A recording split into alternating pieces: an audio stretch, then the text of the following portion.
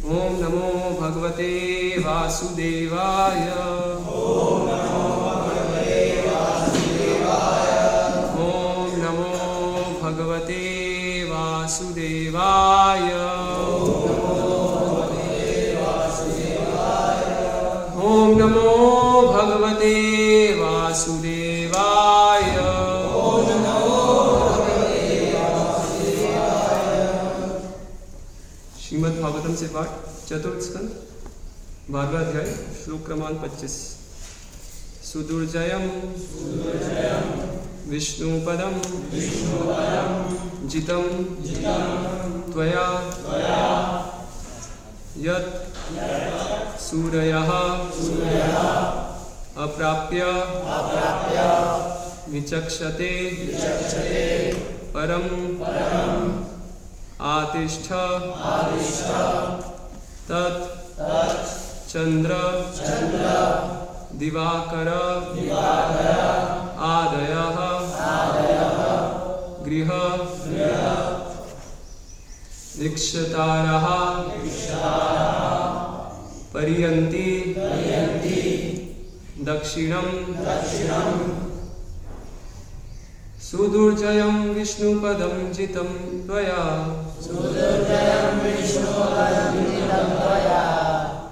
यत् सूर्यो प्राप्य विचक्षते परम् आतिष्ठ तच्चन्द्रादिवाकरादयो धीरक्षतारः पर्यन्ति दक्षिणम्।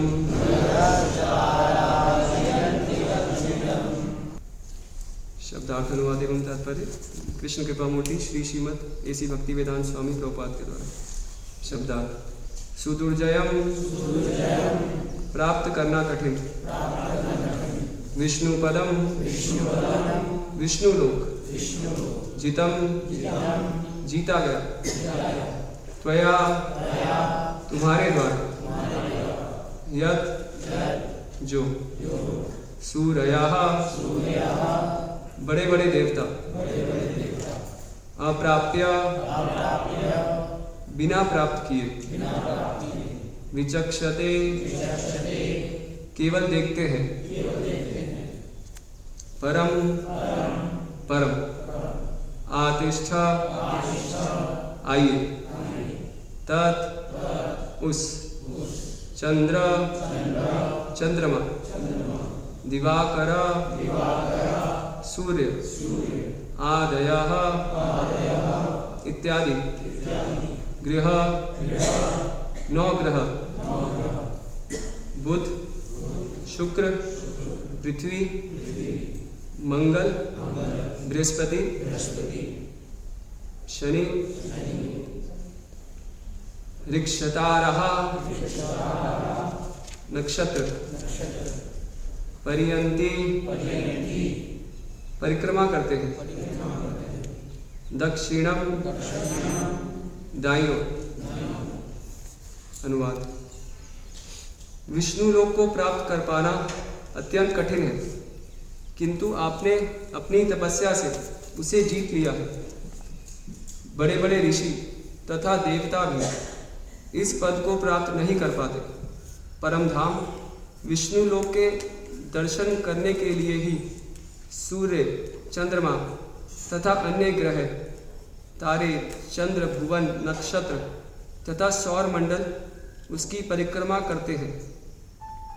कृपया आइए, वहां जाने के लिए आपका स्वागत है।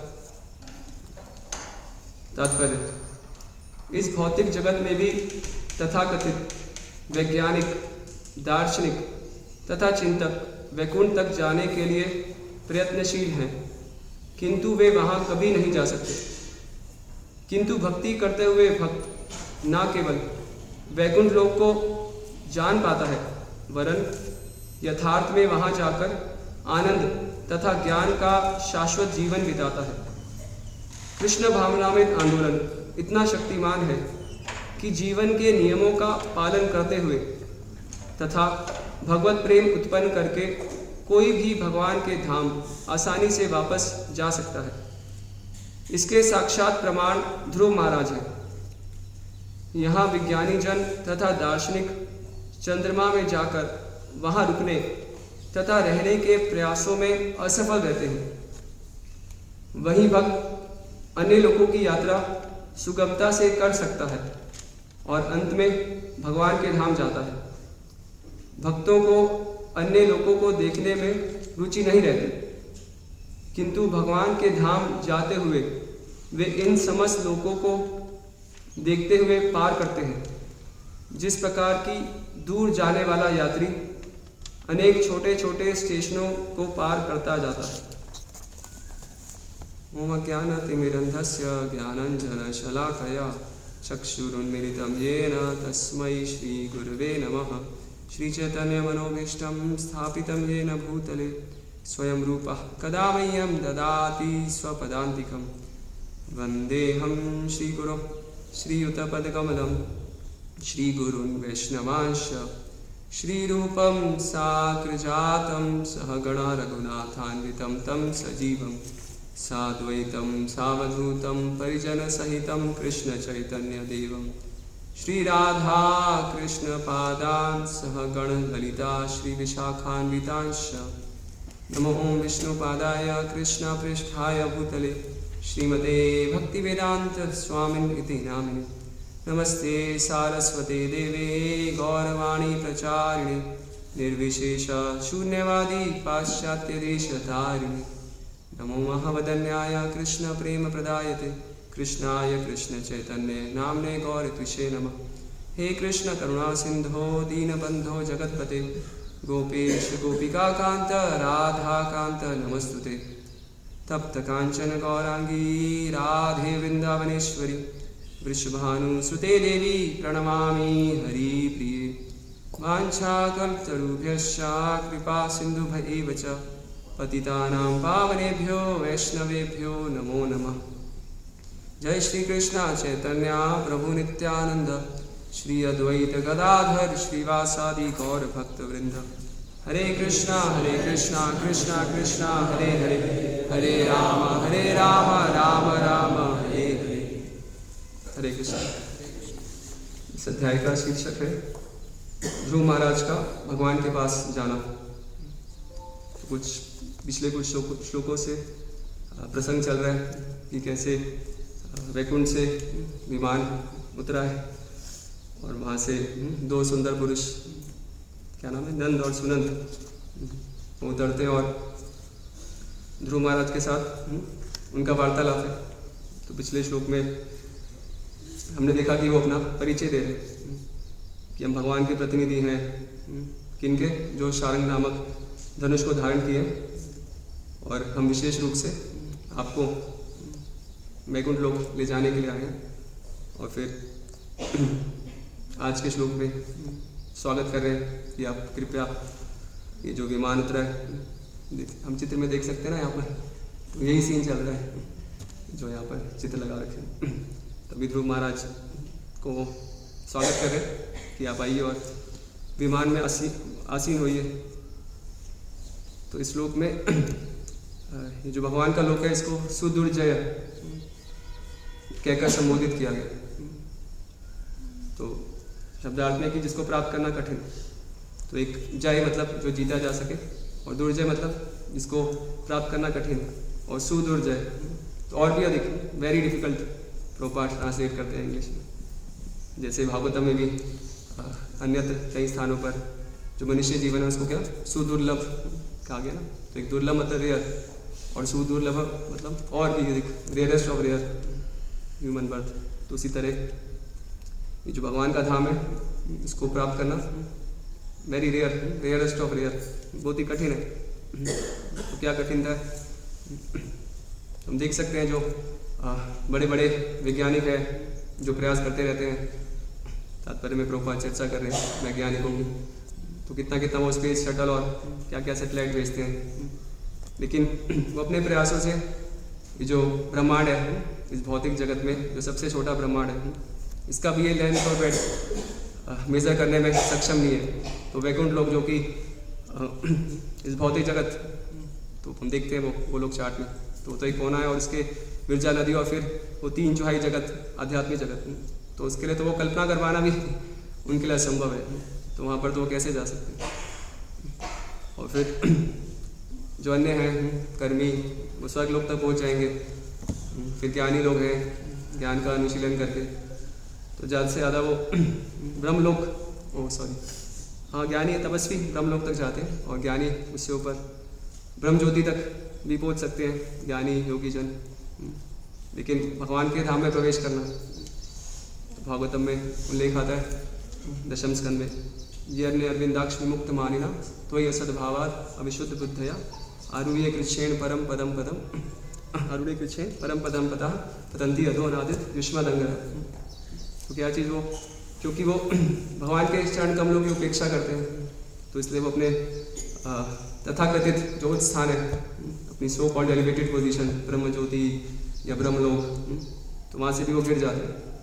तो विष्णु लोक भगवान के धाम जाना तो उनके लिए बहुत बहुत कठिन है। तो यहाँ पर जो विष्णु पदम इस लोक में चर्चा हुई है तो हम समझते हैं ये कौन सा लोक है, ध्रुव लोक ही है। मतलब इस भौतिक जगत में होते हुए भी ये भौतिक जगत का हिस्सा नहीं है, वो स्पिरिचुअल वर्ल्ड ही है। भले ही वो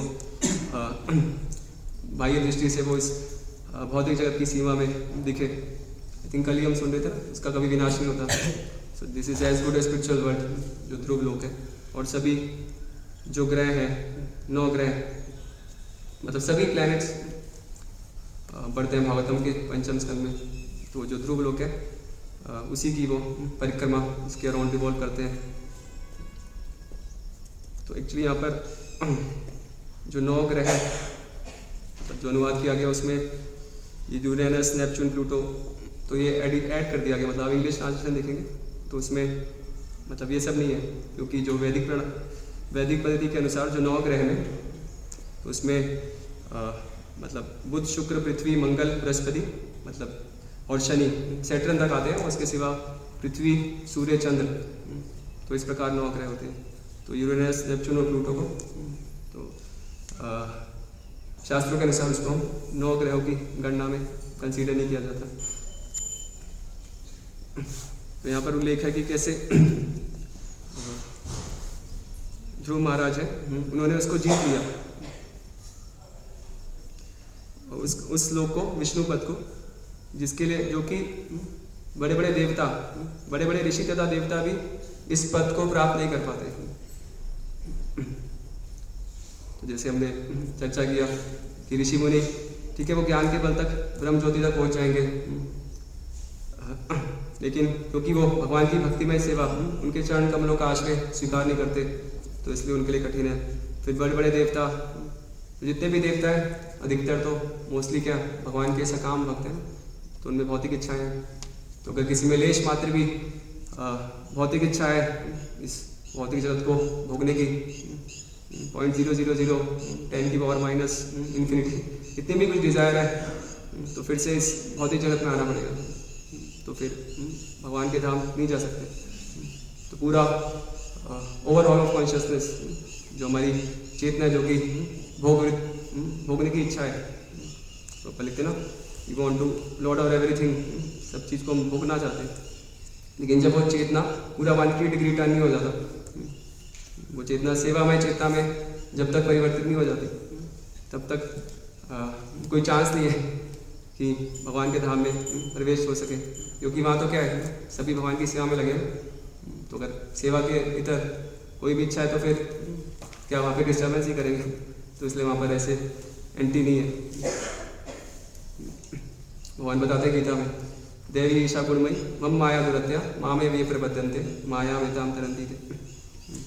तो जो भगवान की दैवी शक्ति है माया, तो उसका बच्चे से हमारा टेस्ट लेगी उसकी क्या आवरणात्मिक और प्रक्षेपात्मिका पोटेंसीज है।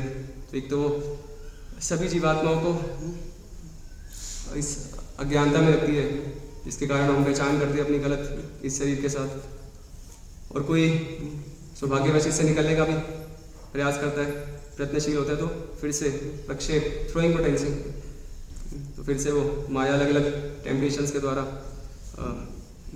उसको फिर से इस भौतिक जगत में पटक देती है। तो इसलिए भगवान के जो परम धाम है विष्णु लोक को प्राप्त करना तो सरल नहीं है। तो पूरा भगवान की मामे भी प्रबद्धन्ते माया में ताम तरंती। तो जब 100% हम सरेंडर होंगे, पूर्ण रूप से शरणागत होंगे, तभी संभावना है कि हम भगवधाम जाने के योग्य हो सके। तो यहाँ पर श्लोक में वर्णन है, लेकिन अपनी तपस्या से ध्रुव महाराज ने इसे जीत लिया। तो हम देखते हैं पूरा ये प्रसंग कि कैसे ध्रुव महाराज कितनी कठोर तपस्या करते हैं। जब सुनीति के द्वारा भेजे जाने पर वो वन में जाते हैं और फिर नारद मुनि उनको मिलते हैं और वो भी उनसे अच्छा सा उनका टेस्ट लेते हैं, और फिर बाद में उनके मार्गदर्शन में नारद मुनि उनको वो मंत्र देते हैं, ओम नमो भगवते वासुदेवाय। और फिर नारद मुनि के मार्गदर्शन में जो ध्रुव है वो कितनी कठोर तपस्या करते हैं। पहले सूखी पत्तियाँ खा के जीते हैं, फिर कुछ जल पे, और फिर वो भी त्याग देते हैं और वायु पे जीवन को सुरक्षित रखते हैं, और फिर एक समय पे वायु भी त्याग देते हैं। तो इतना कठोर तपस्या करते हैं और फिर 6 महीने में ही उनको प्राप्ति हो जाती है, भगवत साक्षात्कार हो जाता है। और वही नारद मुनि जिनके मार्गदर्शन में ध्रुव महाराज ने सब तपस्या किया, तो वही बताते हैं अपने भक्ति सूत्रों में क्या, आराधितो यदि हरि तपसा तथाके, ना आराधितो यदि हरि तपसा तथाके।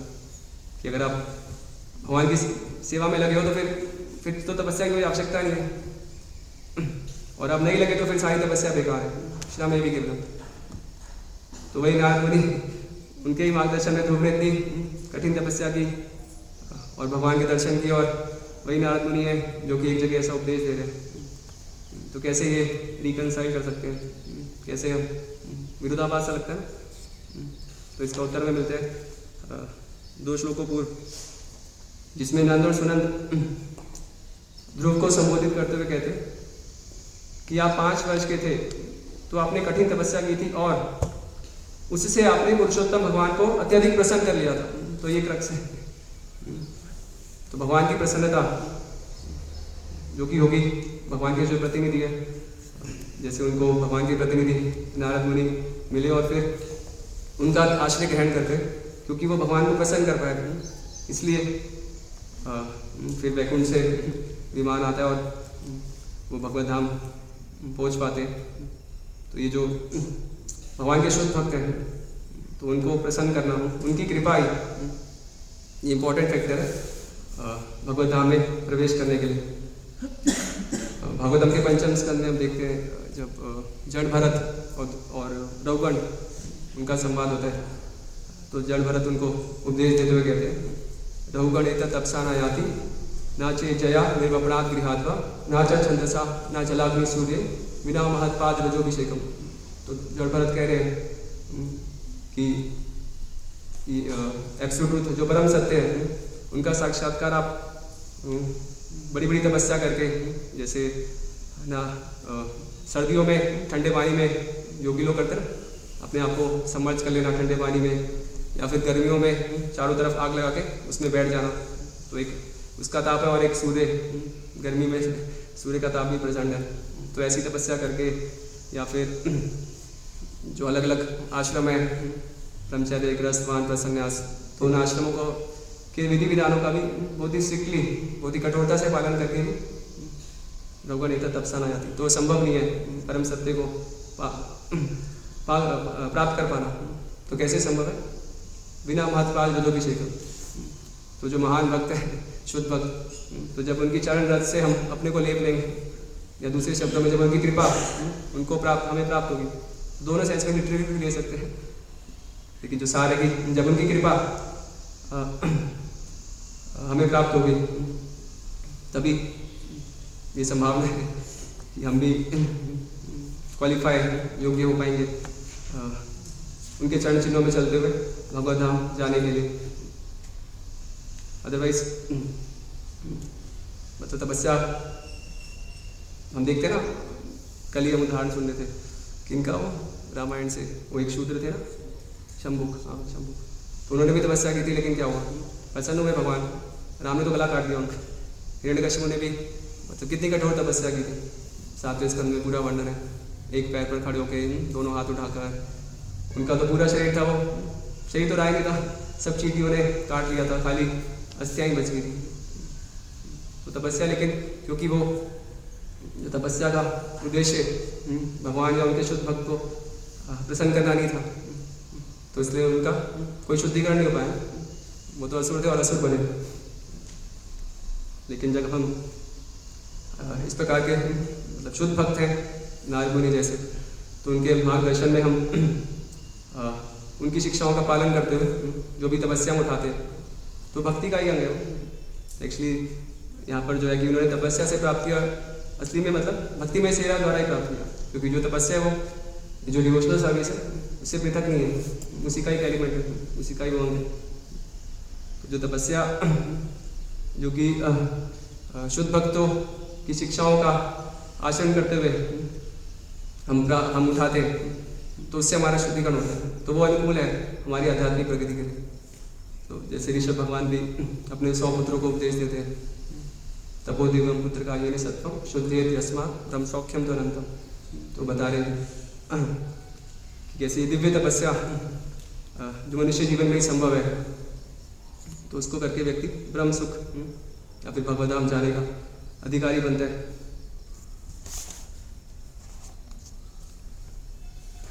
तो हमारे लिए एक साधक भक्त के लिए क्या तपस्या है?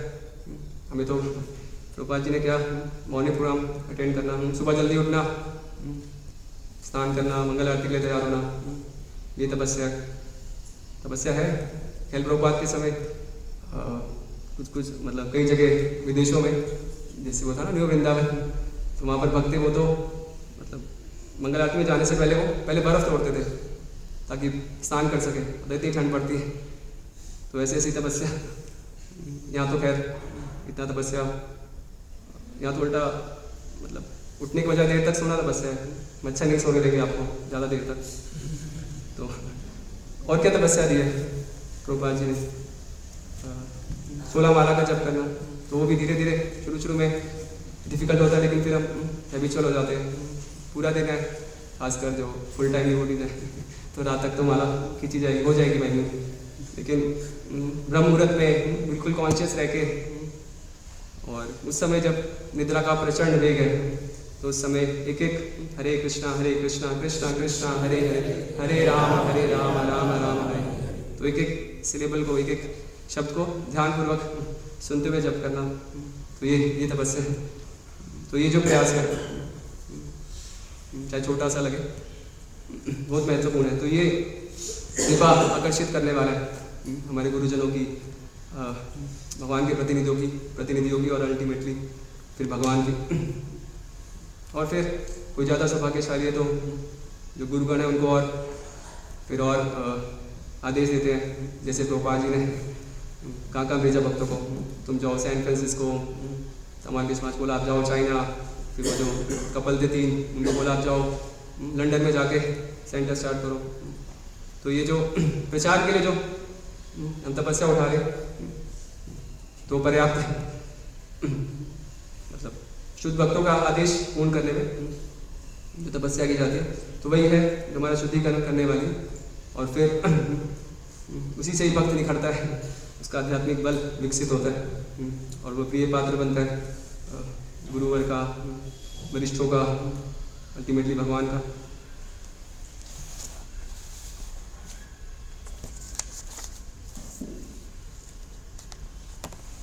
और क्या बोलते हैं भक्त? पुस्तक वितरण, बुक डिस्ट्रीब्यूशन करो, से प्रभुपाद कितना बल देते थे।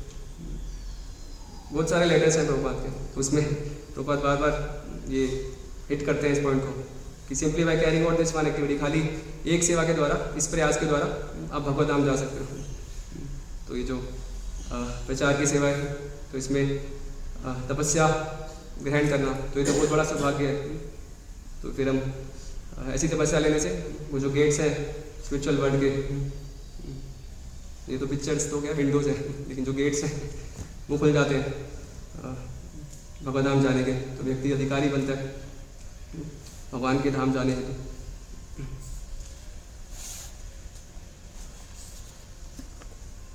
फिर यहाँ तात्पर्य में प्रभुपाद लिख रहे हैं कि भक्ति करते हुए भक्त न केवल वैकुंठ लोक को जान पाता है, वरन यथार्थ में वहां जाकर आनंद तथा ज्ञान का शाश्वत जीवन बिताता है। तो भगवत गीता में भी इसकी पुष्टि हुई है। 18वें अध्याय में भगवान बताते हैं कि भक्त्या माम अभिजानाति यावन यश्चास्मि तत्त्वता ततो माम तत्त्वतो ज्ञात्वा विश्यते तदनंतरम। तो केवल भक्ति के द्वारा, तो वहाँ पर ऐसा ज्ञान है या योग है और कोई प्रयास नहीं, तो केवल शुद्ध भक्ति के द्वारा जो भक्त है वो पूर्ण रूप से भगवान के धाम को समझ सकते हो और फिर वहाँ पर आनंदमय और ज्ञानपूर्ण शाश्वत जीवन बिताता है। तो वह लिख रहे हैं कि जो कृष्ण भावनामृत आंदोलन है वो इतना शक्तिमान है, इतना पोटेंट है ये मूवमेंट चैतन्य महाप्रभु का, कि जो भी नियम है उनका पालन करने से तथा भगवत प्रेम उत्पन्न करके कोई भी, तो ये सभी के लिए अवसर है, भगवान के धाम आसानी से वापस जा सकते हैं। तो मतलब शुद्ध भक्तों का तात्पर्य न हो तो कितना कठिन है ना। श्लोक में सुदुर्जय बता रखा है और यहाँ पे प्रभुपाद अनुवाद तात्पर्य में समझाते हैं कि कोई भी भगवान के धाम आसानी से वापस जा सकते हैं, लेकिन उसके लिए योग्यता इम्पोर्टेंट है।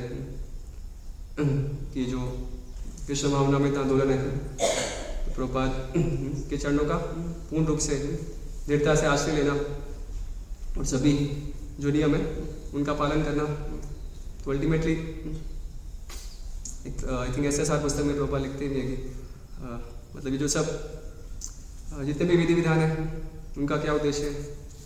तो एक जगह पद्म पुराण में तो आता है स्मर्तव्यम सततो विष्णु नाम विस्मृतव्यो जातुचित, कि भगवान का स्मरण हो सके। लेकिन प्रभुपाद ऐसा भी लिखते हैं कि आध्यात्मिक गुरु को प्रसन्न करना, और दूसरे शब्दों में अगर आध्यात्मिक गुरु हमसे प्रसन्न है तो जितने भी विधि विधान हमें कठिन लगे, सुबह जल्दी उठना या 4 नियम का पालन करना, अभी चाय छोड़ना, कुछ भी, तो बहुत ही सरलता से व्यक्ति गुरु की कृपा द्वारा ऐसा करने में सक्षम हो पाता है। इसके साक्षात प्रमाण ध्रुव महाराज है, जहाँ वैज्ञानिकन तथा दार्शनिक चंद्रमा में जाकर वहाँ रुकने तथा रहने के प्रयासों में असफल रहते हैं, वहीं वक्त अन्य लोगों की यात्रा सुगमता से कर सकता है। प्रभुपाद की पुस्तक भी है ना, अन्य लोगों की सुगम यात्रा, और अंत में भगवान के धाम जाता है। तो प्रभुपाद लिख रहे हैं यहाँ पर कि जो बड़े बड़े साइंटिस्ट हैं, दार्शनिक हैं, तो चंद्रमा में जाकर मतलब ऑफकोर्स मतलब अधिकांश स्थानों में हम देखते हैं प्रभुपाद ऐसा लिखते हैं कि चंद्र पे गए तो बहुत ही डाउटफुल है, हाईली डाउटफुल, बहुत ही संशयपूर्ण है कि वहाँ चंद्रमा पे जा सके, क्योंकि बहुत दूर है, मतलब सूर्य से भी अधिक दूर है, और वो कोई मतलब वो उच्च लोकों में है ना, स्वर्गलोक का एक मतलब जो प्लेनेट है अपर प्लैनेटरी सिस्टम का पार्ट है। तो आप अपने कैसे कहें अपने विमानों द्वारा यांत्रिक प्रणाली से वहाँ पे नहीं जा सकते। वहाँ जाने के लिए आपको पायस क्रेडिट्स कुछ योग्यता चाहिए।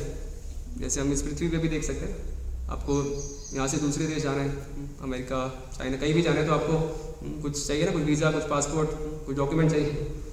तो यहाँ भी जाने के लिए कुछ क्वालिफिकेशन है, तो वो तो उच्च लोग है, तो वहाँ जाने के लिए क्या कोई योग्यता नहीं, तो वहाँ जाने के लिए भी योग्यता चाहिए। तो ऐसे मैकेनिकल अरेंजमेंट से जाना वहाँ संभव नहीं। लेकिन अगर मान भी लिया जाए, जैसे प्रभुपाद लिख रहे हैं कि वैज्ञानिक जन तथा दार्शनिक चंद्रमा में जाकर चले भी जाए, लेकिन वहाँ पर वह रुकने और रहने के प्रयासों में असफल रहते हैं। तो हम देखते हैं कि कितने कितने वैज्ञानिकों ने प्रयास किए, मून एक्सपेडिशन, मार्स एक्सपेडिशन चलता रहता है ना, कुछ ना कुछ नया इनको भी दिखाना पड़ता है कि भाई हम कुछ कर रहे हैं ताकि जनता से पैसा ले सके। तो वो जाकर इतना खर्चा करते हैं, मतलब कितना टाइम, कितनी शक्ति, कितने रिसोर्सेज, कितना पैसा वो लगाते हैं, इतना श्रम करते हैं। और प्रभुपाद लिखते हैं ना, वो अल्टीमेटली क्या लेके आते हैं, कुछ वहाँ से चट्टान के टुकड़े ले आएंगे धरती पे, तो उससे क्या हो जाएगा, मतलब इसका क्या गेन है। यहाँ पर इतनी महंगाई हो रही है, इतना खर्चा कर रहे हो, करोड़ डॉलर का, लोग पिस रहे हैं महंगाई की वजह से, और वो क्या कुछ वहाँ से कुछ चट्टान के टुकड़े ले आए और ये हमारा सक्सेस है। तो वहाँ पर रह नहीं सकते, क्योंकि वहाँ पे रहने के लिए वहाँ के एनवायरनमेंट है, वहाँ के वातावरण के उपयुक्त शरीर चाहिए, जैसे प्रभुपाद समझाते हैं कि अभी हम पानी में नहीं रह सकते, ठीक है, कुछ देर स्विमिंग कर सकते हैं, लेकिन आना तो पड़ेगा लैंड पे। लेकिन जो मछली है वो तो पानी में ही रह सकती है, क्योंकि उसको जो शरीर मिला है वो पानी में रहने के उपयुक्त है। तो उसी प्रकार वहाँ पर भी सर्वगता, नित्या सर्वगता साणु भगवान बता रहे गीता में, तो लिविंग एंटिटीज आर एवरीवेयर। तो वहाँ पे भी लोग हैं, लेकिन वहाँ का उनका जो शरीर है वो वहाँ के वातावरण में रहने के लिए उपयुक्त है। तो भले वो कितना प्रयास कर ले तो वहाँ रह नहीं सकते। और अगर मान भी लिया जाए फॉर आर्ग्यूमेंट से, जैसे वो है ना इलॉन मस्क, तो उनका प्लान है कि 2025 तक जो मनुष्य है वो का मंगल पे मकान बनाएगा, ह्यूमन सेटलमेंट हो जाएगी। ठीक है, अभी धरती पे तो बहुत मैसअप हो गया, अभी मार्स को मैसअप करेंगे, तो वहाँ पर मंगल ग्रह में वो इंसान वहाँ पे मकान बनाएगा। मान भी लिया जाएगा, रहने भी लग गए, तो उससे क्या क्या गेन हो जाएगा? जो बुढ़ापा, बीमारी, मृत्यु यहाँ पर है वहाँ भी होगा। भगवद गीता में भगवान बताते हैं 8वें अध्याय में, क्या वो आभरम भुवनालों का पुनरावर्ती अर्जुना माम उपेत्य तो कौनते पुनर्जन्म विद्यते। तो वही birth, death, old age, disease जो यहाँ पे आप फेस कर रहे हो, तो चंद्रमा पे, मंगल में भी वही सब होगा। वहाँ पर भी आदि भौतिक, आदि दैविक, आध्यात्मिक क्लेश होंगे। तो वहाँ पर आप रह भी गए तो क्या आपने गेन कर लिया? तो इंटेलिजेंट मनुष्य तो क्या करेगा? भगवान के धाम जाएगा, जहाँ पर ये जितने भी प्रॉब्लम्स हैं, जन्म मृत्यु जरा व्याधि दुख दोषानु दर्शनम, और जो क्लेश है उनको ओवरकम कर सके। तो ये जो एक्चुअली जो चंद्रमा पे जाने का प्रयास है, कुछ मतलब कुछ नया नहीं है। तो पूरा इतिहास में भी हम देख सकते हैं, रावण, तो रावण भी प्रयास करता था। रावण का एक एजेंडा था क्या, कि एक सीढ़ी बनाना जिस पे चढ़ के लोग चांद तक पहुंच जाए। कौन पुण्य कर्म करेगा, सीढ़ी पे चढ़ के पहुंच जाते। और जो अभी के वैज्ञानिक है वो भी रावण के चेले चमाटे, तो वो भी सब कुछ ना कुछ स्पेस शटल कुछ भेजते रहते हैं। तो अभी भी प्रयास हो रहा है। प्रभुपाद के समय भी ये सब प्रयास चल रहे थे। तो प्रभुपाद लीलामृत में बहुत ही रोचक प्रसंग आता है, तो हम थोड़ा इसका पाठ करेंगे 10 मिनट। तो ये श्रीला प्रभुपाद लीलामृत में प्रकरण 30, लंदन स्वप्न साकार हुआ। अमेरिकी अंतरिक्ष यात्रियों द्वारा दूसरी बार चंद्रमा पर उतरने की तिथि नवंबर के मध्य में निश्चित की गई थी, जिसमें अब केवल कुछ ही सप्ताह रह गए थे। कई महीनों से चंद्र पर उतरने की फोटो समाचार पत्रों में काफ़ी छप रही थी, मतलब तैयारी है अभी मून लैंडिंग के लिए। और प्रभुपाद इस विषय की चर्चा प्रायः करते थे। लगभग 1 वर्ष पूर्व उन्होंने लॉस एंजलिस में मनुष्य के चंद्रावतरण की संभावनाओं के संबंध में एक संवाददाता की जिज्ञासाओं का उत्तर दिया था। मतलब कोई प्रेस रिपोर्टर है जो प्रभुपाद से प्रश्न कर रहा है और फिर प्रभुपाद आंसर करते हैं। जैसे हम एक स्थान से दूसरे स्थान को मोटर कार या वायुयान द्वारा जाते हैं, उस तरह कोई यांत्रिक विधि द्वारा चंद्रलोक तक पहुंचने में हमारी सहायता नहीं करेगी। तो जो यांत्रिक विधि है वो सहायता नहीं करेगी। वह विधि भिन्न प्रकार की होगी, जैसे कि वेदों में वर्णित है। इसके लिए हमें योग्य बनना होगा। हमारे साहित्य और हमारी जानकारी के अनुसार यह संभव नहीं है। इस शरीर में हम वहां नहीं जा सकते। टीटनहर्स्ट में अपने शिष्यों के साथ वार्तालाप करते हुए प्रभुपाद चंद्रावतरण की चर्चा अक्सर करते थे। चंद्र अवतरण एक धोखा है, उन्होंने एक दिन संध्या समय अपने कमरे में कहा, क्योंकि कोई चंद्रमा पर नहीं जा सकता। चंद्रलोक देवताओं का निवास स्थान है, जो वहां बसने की कोशिश करने वाले इन पियक्कड़ों, मतलब शराब पीने वाले और गोमांस भक्षी हत्यारों से ऊंचे जीव हैं। तो कोई मीट ईटर और ड्रंकर्ड वहां नहीं जा सकते। इस यात्रा के लिए अनुमति की तुम कल्पना नहीं कर सकते। यह यात्रा उस तरह की नहीं है जैसे मेरी भारत से संयुक्त राज्य की यात्रा हो। चंद्रलोक की यात्रा इतनी शीघ्रता से नहीं हो सकती, यह संभव नहीं है। श्रील प्रभुपाद के शिष्यों ने उनके वक्तव्य को स्वीकार किया। वे केवल अपनी सम्मति नहीं दे रहे थे, वरन वैदिक शास्त्रों का निर्णय भी सुना रहे थे। तो मतलब प्रभुपाद जो भी कह रहे थे वो शास्त्रों के आधार पर, उनका कोई पर्सनल ओपिनियन नहीं है। चूंकि वे वैदिक शास्त्रों को आधुनिक विज्ञान के ऊपर मानते थे, इसलिए उनके शिष्य भी वैसा ही करते थे। किंतु पुरुषोत्तम ऐसा नहीं कर सकता था। पुरुषोत्तम की शंकालु प्रवृत्ति को जानते हुए प्रभुपाद उसकी उपस्थिति में प्रायः मजाक किया करते थे। कोई एक प्रश्न पूछता, जानकी कहाँ है? और प्रभुपाद उत्तर देते, ओह जानकी चंद्रमा पर गई है। तब पुरुषोत्तम के अतिरिक्त हर एक हंसने लगता। तो प्रभुपाद पुरुषोत्तम को टांग खींचने के लिए, मतलब उनको टॉन्ट करने के लिए ऐसे बोलते थे। भक्त पुरुषोत्तम की कठिनाई समझते थे। वह एक अमरीकी था और उसे गर्व था कि अमरीकी लोग अंतरिक्ष पर विजय प्राप्त कर रहे थे, और वे जानते थे कि प्रभुपाद इस विषय में मजाक कर रहे थे। पुरुषोत्तम को अधुनातम वैज्ञानिक प्रगति का ज्ञान था। वह नासा की उपलब्धियों और अंतरिक्ष यात्री नील आर्मस्ट्रांग के मानव जाति के लिए लंबे कदम से प्रभावित था। यद्यपि पुरुषोत्तम अपने कर्तव्यों का पालन करता रहा, लेकिन वह उदासीन था और प्रभुपाद ने उसमें उत्साह के अभाव को लक्ष्य किया। एक दिन यमुना और पुरुषोत्तम प्रभुपाद के कमरे में एक साथ बैठे थे। कई दिनों से पुरुषोत्तम की दाढ़ी बड़ी हुई थी और वह नारंगी रंग का स्वेटर पहने था जिसमें वह रात को सोया था, जबकि यमुना साफ सुथरी थी। यद्यपि उसके पास केवल 2 साधारण सूती साड़ियाँ थीं, लेकिन प्रभुपाद से मिलने जाने के पहले वह हमेशा धुली और इस्त्री की गई साड़ी पहन लेती थी। अपने दोनों सेवकों की ओर देखते हुए प्रभुपाद ने कहा, यमुना, तुम्हारे पास इतनी अधिक सूती साड़ियाँ हैं, वे सभी कितनी सुंदर हैं। यमुना ने आश्चर्य के साथ प्रभुपाद को देखा। मेरे पास बहुत साड़ियाँ नहीं हैं शिला प्रभुपाद। नहीं, तुम हर रोज नया वस्त्र पहनती हो, यह बहुत अच्छा है। तुम हमेशा बहुत साफ सुथरी दिखाई देती हो और तिलक लगाए रहती हो। पुरुषोत्तम, तुम्हारा क्या कहना है? तुम्हारे विचार से सबसे अच्छा तिलक किसका है? पुरुषोत्तम ने भी उत्तर नहीं दिया। सुंदर तिलक, प्रभुपाद ने कहा, का अर्थ है सुंदर व्यक्ति। उसी शाम को लगभग 6 बजे यमुना प्रभुपाद के लिए पूड़ियाँ और आलू पका रही थी जब उसने प्रभुपाद को किसी सेवक को बुलाने के लिए घंटी बजाते सुना। तो प्रभुपाद को किसी बुलाना होता था तो घंटी बजाते थे। वह घी को आग पर छोड़कर वह प्रभुपाद के कमरे की ओर दौड़ पड़ी। उन्होंने उस शाम दिए जाने वाले व्याख्यान के बारे में उससे बात की और अंत में पूछा, प्रसाद कब तैयार हो जाएगा? क्या व्याख्यान के पहले ही? हाँ शिला प्रभुपाद, मैं उसी में। यमुना को धुएं की गंध आई। ओह, मैं हाफने लगी। मुझे क्षमा करें प्रभुपाद, मैंने कुछ घी आग पर छोड़ दिया है। सीढ़ियों से नीचे उतरकर उसने कमरे को काले धुएं से भरा पाया। वह स्टोव नहीं देख सकी, मतलब पूरा धुआं हो गया था। पुरुषोत्तम, पुरुषोत्तम, वह चिल्लाई। पुरुषोत्तम पहुंच गया और वे दोनों टटोलने लगे कि कहाँ से धुआं उठ रहा है। किसी तरह पुरुषोत्तम ने इसके पहले कि आग से भारी नुकसान हो उसे बुझा दिया। पुरुषोत्तम और यमुना कालक से ढक गए। पूरा बॉडी पे वो सूट होता है ना, काला काला लेयर जम गया। उनके चेहरे काले हो गए और पुरुषोत्तम का नारंगी रंग का स्वेटर, उसके कपड़े और यमुना की साड़ी सभी पर कालीमा कूद गई। अचानक प्रभुपाद ने सेवक बुलाने के लिए घंटी बजाई और वे दोनों उन्हें आग के बारे में बताने के लिए तेजी से ऊपर गए।